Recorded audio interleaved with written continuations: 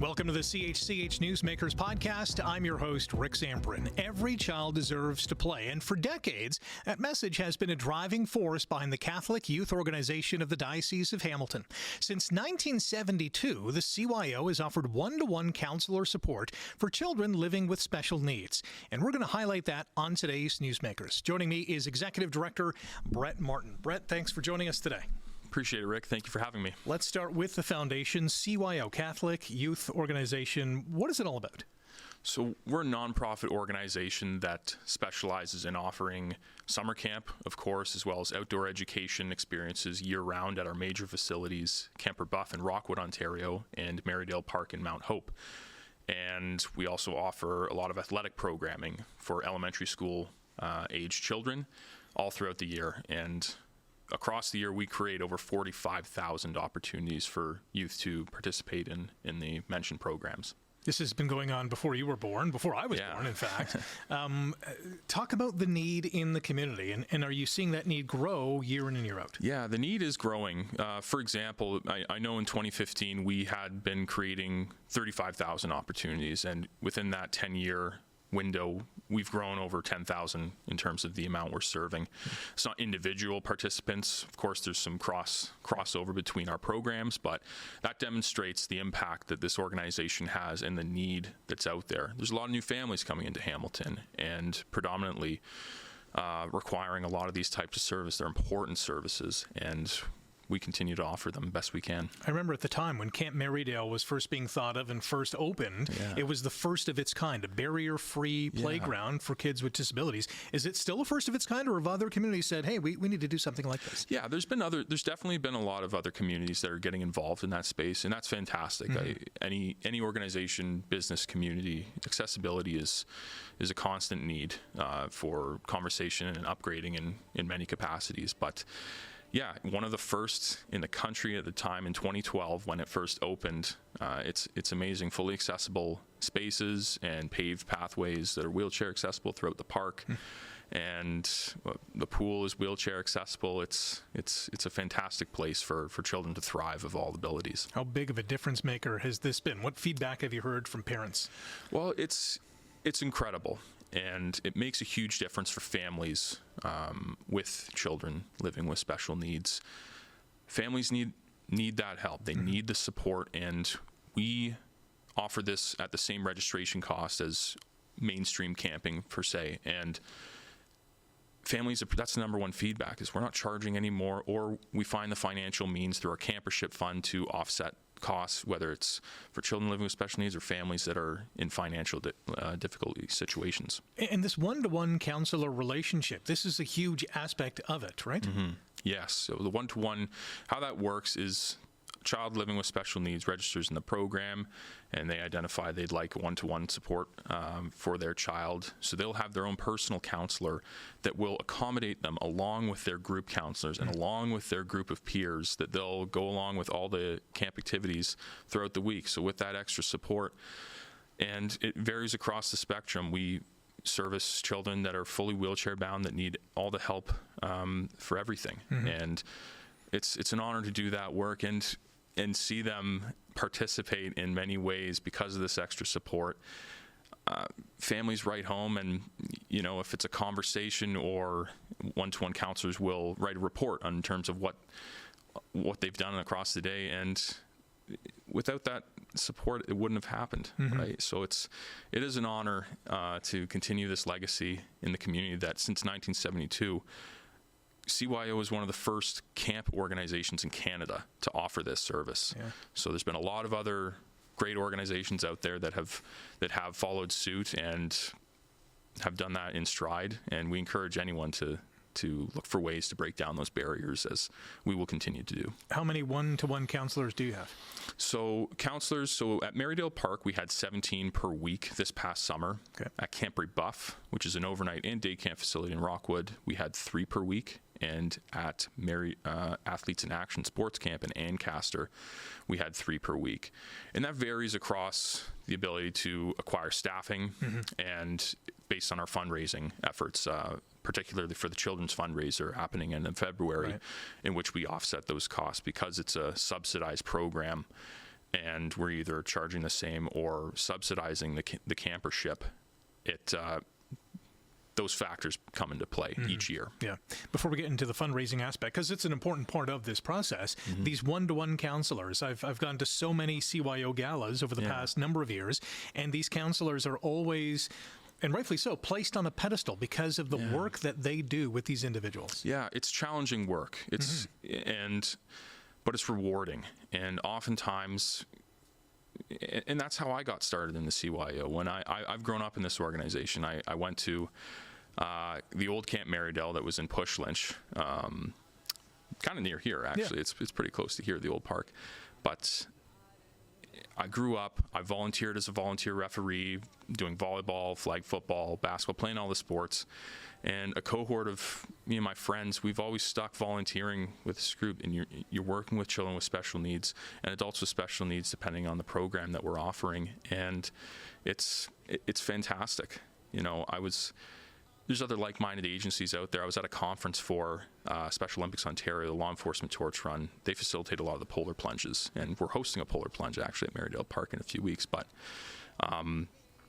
they have a program in which they work with schools, and it's an all-inclusive sports program. So children of all abilities are playing together, and this type of program, they've done studies, it lowers depression rates with students of all abilities, and it makes them perform better in academics. And that engagement, that inclusive environment, that's an example of what we've always strived to maintain and will continue to do at the CYO. I think it pays dividends, and we've heard feedback from the community that it does pay dividends in multiple ways, in just improving lives across the board. It's amazing to think that one little aspect of their lives makes a mammoth difference. Yeah. Right? Yeah. It's incredible. The CYO Gala, it's February 26th. Yep. Carmen's Event Center. Yep. Tell us how we can get tickets before I forget, because it'll slip my mind. Yeah, of course. No, thank you for bringing that up. Yep. And yeah, it's a crucial fundraiser every year. And like we discussed, it helps offset the costs associated with our one-to-one program. And that's taking place February 26th, as you said. You can get tickets online, cyo.on.ca, and you can call our office. All of our contact information is online. We have a whole page available on our website dedicated. You can support by purchasing tickets. You can sponsor the event. You can purchase an ad in our program if you have a business. And you can also contribute to the campership fund, which goes into the pot to diversify across our programs, to assist either with the one-to-one program or just children looking to get into summer camp if they need the help. It's a tremendous event as well. I know there's an honorary camper each and every year. Can you tell us about this year's honorary camper? Yeah. Maybe spilling the beans? No, we've announced it. Okay. But Camila Palermo, fantastic. She's been in our one-to-one program for the past 2 summers now at Camp Marydale, and her family's amazing. And so they'll be speaking each year. We have the honorary camper, and they're brought in by the police honor guard as well. We have a great partnership with the Hamilton Police and other regional police services, and they give a keynote and they talk about the impact that this has had on their family. And this year, Mercedes Palermo, Camila's mother, her family will be speaking to what their experience was like. Yeah. And she's been fantastic to work with. We're very appreciative of her time and commitment on this. She herself is a healthcare worker, registered nurse, mother, and community advocate in working with the disability community to ensure that we are breaking down barriers and we continue to spread awareness. And it's an honor to work with her. Yeah. It's an amazing time each and every night on CYO Gala night. It's a very loud room. And when the honorary campers' parents are speaking, you can hear a pin drop because there's a lot of emotion. The story's so compelling. People want to know what's going on. Yeah. And that's the best way that our programs resonate. I could sit here all day and talk about it, and maybe I'm biased. We have a great program. I could say that, but when parents and those who've experienced our program, especially the one-to-one program, that's what resonates with people, and that's why it's so important that we have some representation from that. And we're so thankful year over year. There's been many 41 honorary campers in our agency's history, and each year families have come up taking the time out of their day, their evenings to support the CYO and propel that story. That is so important. That's why we've been able to maintain this type of programming for decades in the Hamilton community and beyond. If people want to go online to purchase tickets or even sponsor the event, where can they go? You can go to cyo.on.ca on our website. You can also reach out to our office. All of our contact information is online, and any support matters. Any dollar figure goes a long way in supporting the children in our programs and youth. What is the fundraising target, and has that changed over the years because of tariffs or economic uncertainty or just the way of life? It's certainly changed, and it's grown over the years. Our target is to net at least $100,000 because that contributes into various programs in terms of our one-to-one offsetting costs there, camperships overall, and ensuring that we can put as many kids in camp as possible. It varies. So that's our net goal, and I think we're on track for that, but we're going to continue to push over these next few weeks. In terms of changing numbers as well, do you hope to grow the program when it comes to the number of kids you can help? Of course, no. Prior to COVID, we had been servicing a higher amount of children. We were almost up to 40 kids a week in our one-to-one program for Camp Marydale.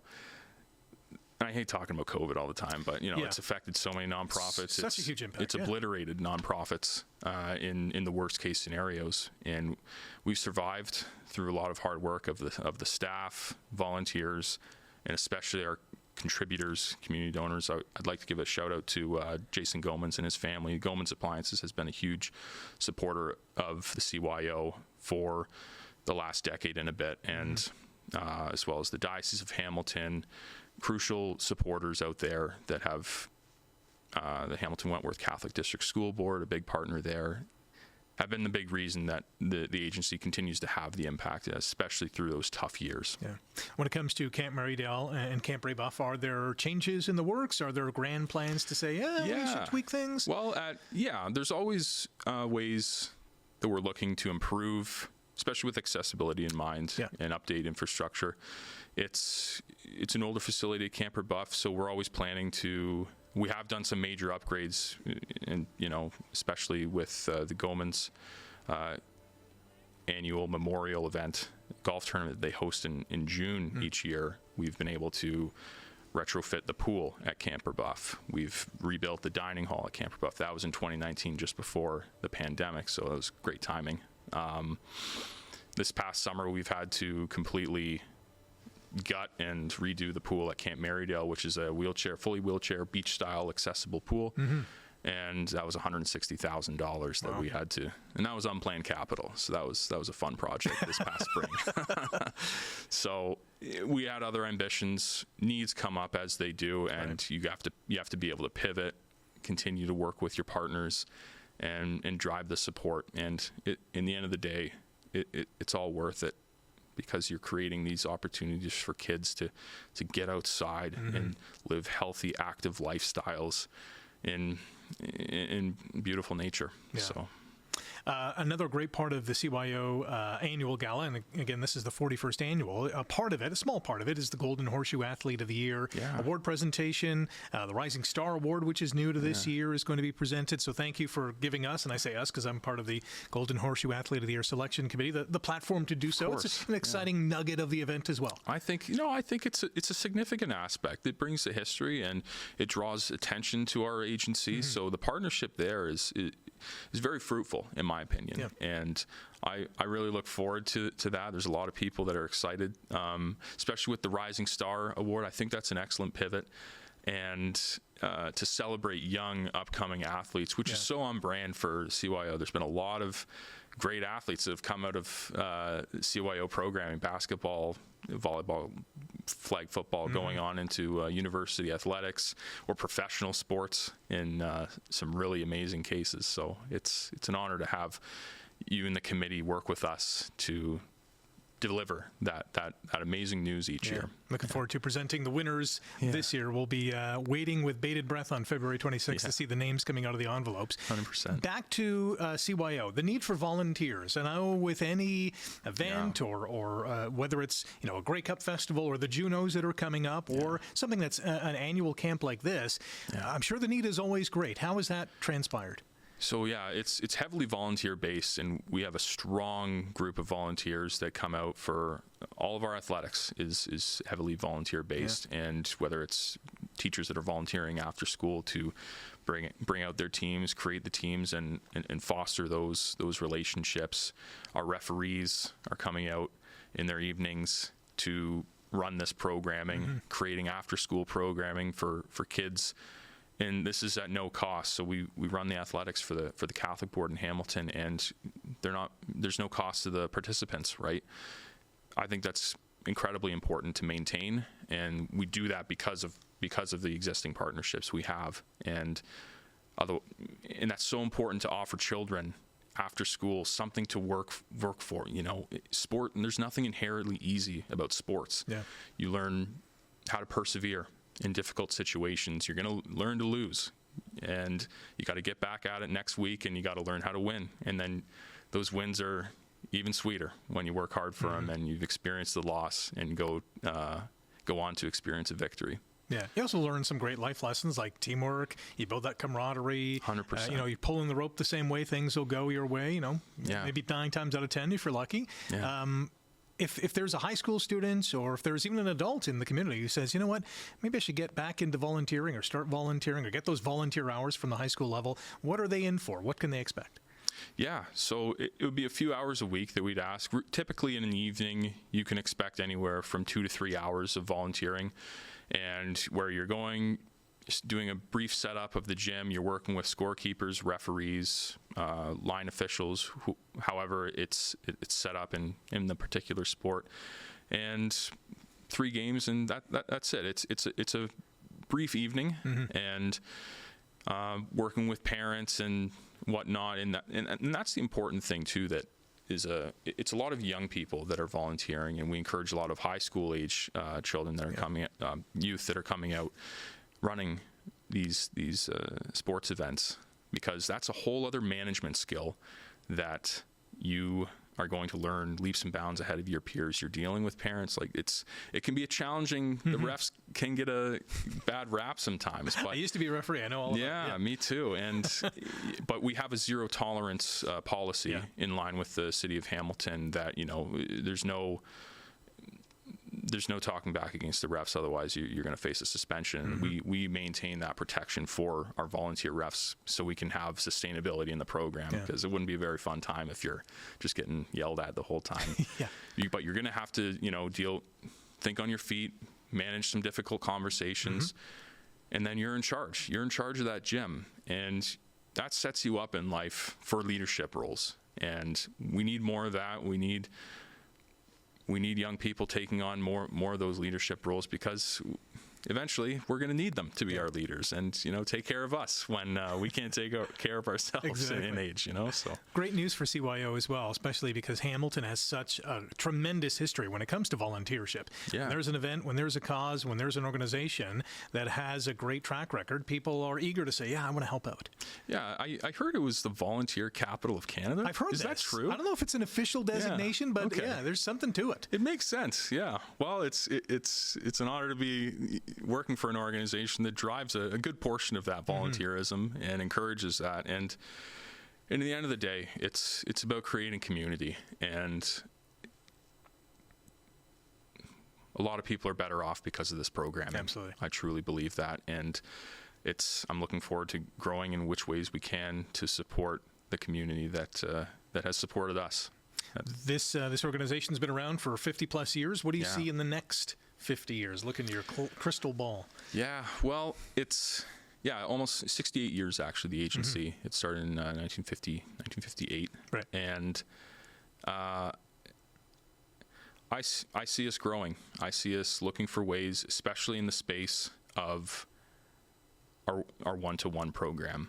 I think that is the greatest need, and since I've come on in this role, I've tried to bring as much exposure to community leaders as possible is in the impact that this organization is having. And so working with, I've had members of provincial parliament, members of parliament, a lot of city councillors come to visit our property in the summer when, the prime programs are taking place, so they can see firsthand how important this is. So I'd love to expand to as many community partners as possible to particularly serve that aspect, because the need is so great. Yeah. And it's an honor to keep trying to do that. Are government officials, or maybe more government officials and private donors, eager to listen and eager to say, yeah, we can get involved here? Certainly, yeah. There's when you tell the story, it resonates. Yeah. And it's just looking for ways to navigate. So it's early days in terms, and we have had support in various grants and stuff that we've been successful, sometimes not successful, but that's just the way it goes with grant writing. And it's a numbers game. And being persistent, bringing people to the program so they can see it firsthand is everything. So this dinner, having the honorary campers family speak to the impact is everything, and that's what resonates, and that's how we'll continue to attract more support for this great cause that has served Hamilton and the greater region for almost 7 decades. In particular with the CYO Gala, 41 years, at least it'll be the 41st annual this year. To many more, continued success. Congrats on all the impact that you've had in this community and impacting so many young families and children with special needs, and that they can enjoy a summer camp like everyone else. Yeah. Thanks, Rick. I'm just one person. I do one job in this organization. There's thousands of people that deserve the credit, staff, community partners, volunteers, that you need an army to run this, and it's because of the support of thousands, literally thousands of people, Hamiltonians, that this agency continues to thrive. Appreciate the time today, and we'll see you on February 26th. Thanks, Rick. Appreciate it. And that is a wrap for Newsmakers. A big thank you to the all-star cast behind the scenes. A job well done once again. If you like today's episode, click the thumbs up, hit subscribe, leave a comment as well. You can catch the Newsmakers podcast on chch.com/podcasts and wherever you get your favorite podcasts.